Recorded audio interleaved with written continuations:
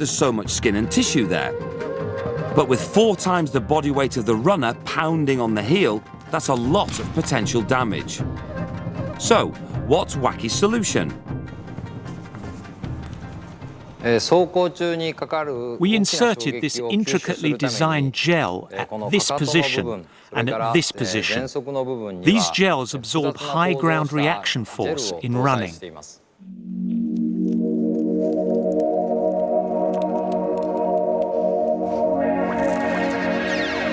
The gel is so good at absorbing and dispersing energy from impact, they proudly said it could even prevent an egg breaking from 6 meters. So, we put them to the test.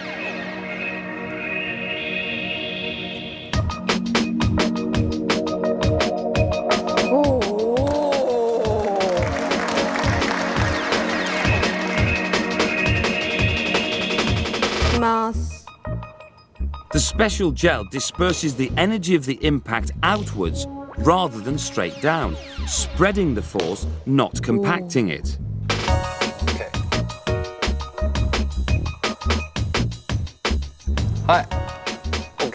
Okay, it's not broken. And just to prove it's not broken,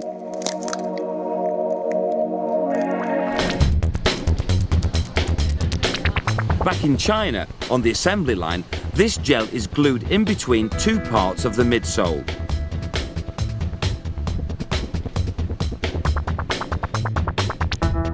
The completed midsole has all the gels, cushioning and support elements. It just needs the finishing touch, the moulded rubber sole.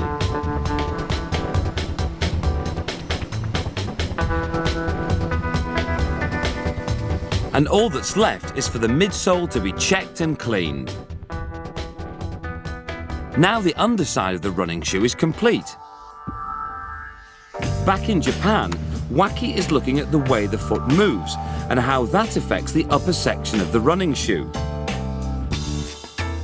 As it lifts off the ground, the foot is at its most deformed. All the straining is on the joints around the toes.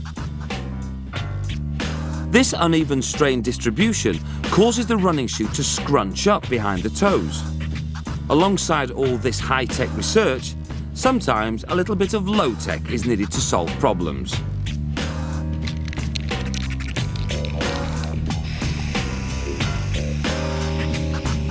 Creating a marbled effect will show up pattern changes in the fabric more easily. A special computer linked up to 2 cameras records the changes in pattern on the side of the running shoe. The computer shows up where the different stresses on the fabric occur as different colours, and there is a different strain on the toe to the back. What Wacky has done is apply a stretchable fabric in between. We inserted new stretching materials on here. We called it biomorphic fitting systems. These stretching materials interrupted the strain continuity from here to here. Okay? Wacky's designs all need to function in extreme conditions.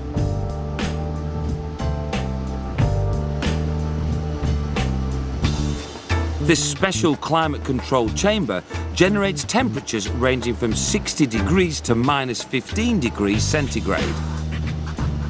Right now, it's -15. This guy's running in the Arctic. The climate chamber also monitors another factor when running: sweat. The fact is, there are 250,000 sweat glands in the feet, more than any other part of the body, and excreting up to half a pint of moisture a day. A solution to allowing the feet to sweat is to layer lots of fabrics. And the fabrics are concentrated on the top section of the shoe, called the upper, which is the final part of the running shoe's manufacture. Layering fabrics is part of the secret of breathability. The uppers are wrapped around thousands of plastic feet, called lasts. An insole is hammered onto the bottom.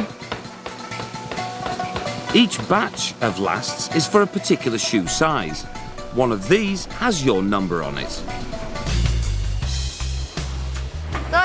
It's not easy to make a shoe. By the time it's finished, it has gone through 300 pairs of hands.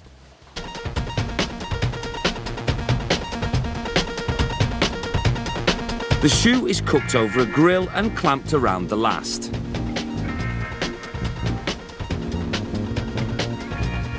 The heat softens the rubber, which is then squeezed into a finished shape.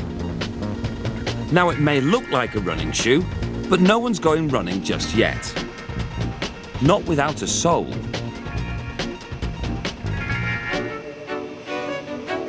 Two conveyors bring the sole and the upper part to be glued together.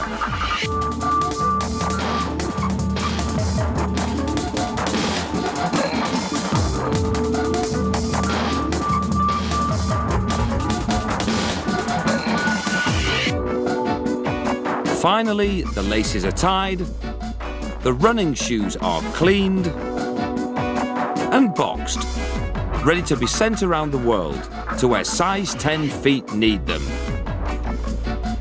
The appetite for running shoes is voracious. US sales alone exceed $14 billion.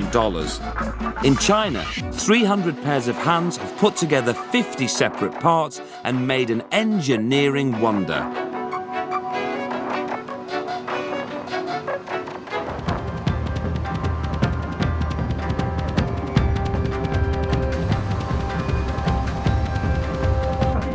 Back in Japan, the work for the next running shoe has already begun.